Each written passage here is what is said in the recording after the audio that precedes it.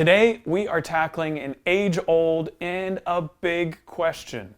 Buffered or true bypass? Which one should you use on your rig?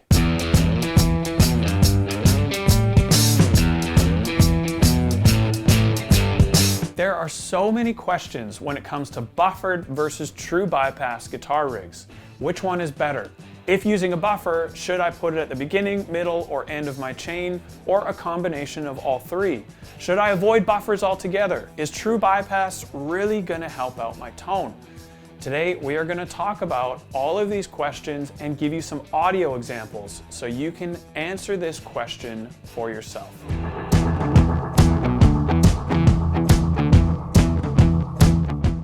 Guitar pickups by nature output a high impedance signal. High impedance signals are easily affected by the cable you use to plug in from your guitar to your amp. If you're running a short cable, don't even worry about it.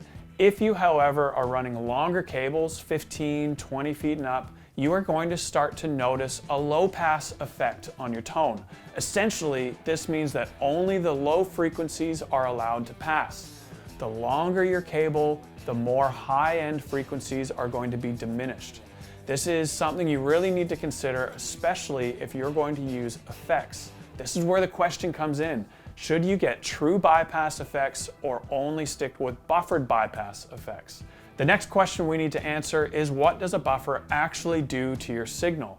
Essentially, a buffer takes your high impedance guitar signal and converts it to low impedance. This allows you to run longer cable runs without that same low pass effect. Why not just go to town and run everything on buffered bypass? It comes from the notion that your guitar into your amp sounds as pure and natural as it possibly can. The more you put in between that guitar and amp signal, the less natural it's going to sound. I have to agree that once you run a ton of buffers in your signal, it does start to sound more sterile and a little bit fake. So you do need to find a good balance here. This is a good time to note that any pedal you have turned on is buffering your signal. You aren't going to notice it in the same way as if you were just running 7 or 8 buffers, because once an effect is turned on, you hear the effect itself. So the buffer itself isn't as noticeable.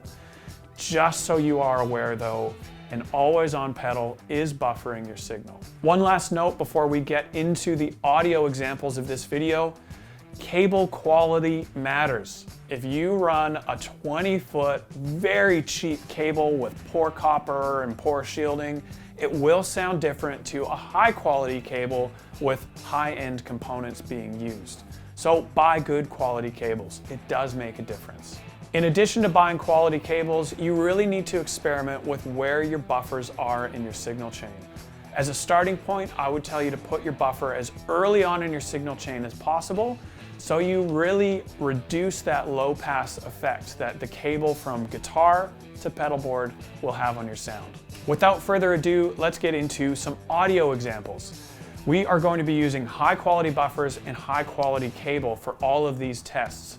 If you are using some lower quality gear, the extremes you hear will be even greater. First up, let's do guitar into amp with a very short cable. Then we will move into a true bypass scenario where we run 70 feet of cable from guitar, pedalboard to amp, no buffers. 70 feet sounds like a lot, but it's actually quite realistic for a medium-sized pedalboard.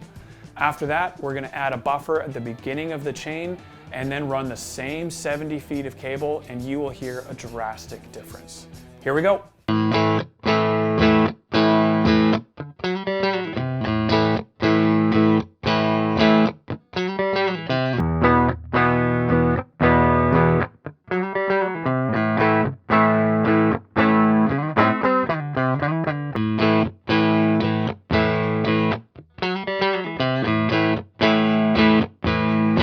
Pretty huge difference.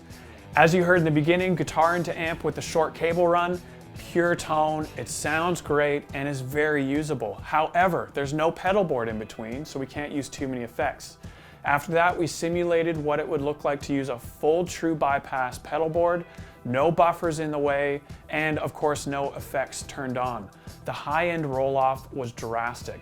Lastly, we added a buffer at the beginning of the chain and used the same pedal board with that 70 feet of cable.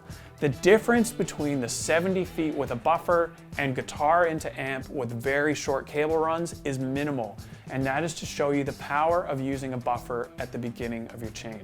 Again, I would recommend trying out different buffer placements to see what works on your pedal board, but starting at the beginning is a great place to test the waters, and then maybe adding a buffer towards the end of your pedal board and seeing how you like the difference.